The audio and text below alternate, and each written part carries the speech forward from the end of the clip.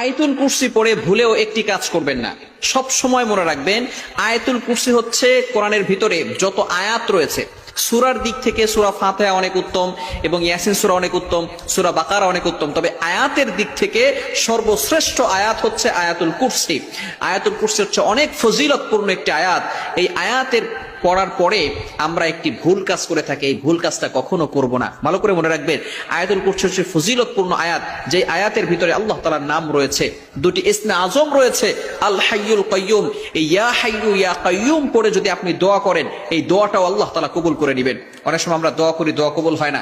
আপনি যদি এই দুইটি নাম যেটা আয়াতুল কুরসির ভিতরে রয়েছে, আল হাইয়ুল কাইয়ুম, ইয়া হাইয়ু ইয়া কাইয়ুম, এই দুইটি নাম 3 বার পরে যদি আপনি দোয়া করতে পারেন, আল্লাহ তাআলা অবভিয়াসলি ওই দোয়া কবুল করবেন ইনশাআল্লাহ।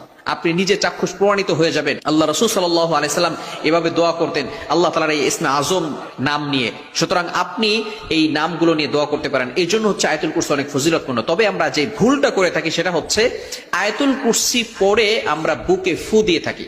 যখন আমরা আয়াতুল কুরসি পড়ি তখনই বুকে ফু দেই। বুকে ফু দেওয়ার ব্যাপারে কোনো হাদিস আছে কিনা? আসলে হাদিসের ভিতরে আসছে, আল্লাহ রাসূল সাল্লাল্লাহু আলাইহি সাল্লাম বলেছেন, মান ক্বারাআ আয়াতাল কুরসি ফি দুবুরি কুল্লি সালাতিন মাকতুবা, যে ব্যক্তি 5 ওয়াক্ত নামাজের পরে আয়াতুল কুরসি পাঠ করবে, এখানে ফু দেওয়ার কথা বলা হয় নাই, লাম ইয়ামনাহু মিন দুখুলিল জান্নাহ ইল্লাল মাউত, ওই বান্দা মৃত্যুবরণ করতে দেরি, মৃত্যুবরণ হওয়ার সাথে সাথে আল্লাহ তাআলা তাকে জান্নাত দান করে দিবে। সুবহানাল্লাহ বিহামদি।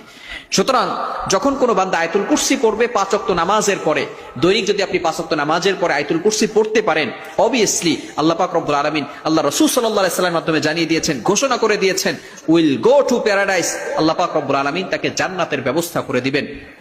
তবে আমরা আয়াতুল কুরসি পড়ে বুকে ফু দিব না, এটা হাদিসের ভিতরে নাই।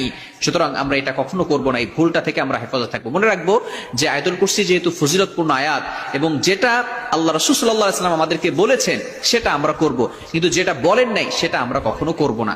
হ্যাঁ, তবে যদি কাউকে কোনো জিনে আসর করে, এই ক্ষেত্রে শরীর যদি আপনি বন্ধক রাখতে চান, ভালো করে মনে রাখবেন, যদি শরীরকে বন্ধক রাখতে চান তাহলে এই ক্ষেত্রে আপনি সূরা ফালাক, সূরা নাস, সূরা ইখলাস এগুলোও পড়বেন। তবে এই ক্ষেত্রে আপনি সবসময় মনে রাখবেন, আয়াতুল কুরসি পড়ে আপনার ফু দেওয়ার কোনো দরকার নেই। এই ভুলটা আমরা কখনো করব না। এই ভুল থেকে আমরা সবসময় বেঁচে থাকবো। এবং আল্লাহ পাক রব্বুল আলামিন যেই বিধিবিধানগুলো আমাদেরকে দিয়েছেন, এগুলো পরিপূর্ণভাবে মানার চেষ্টা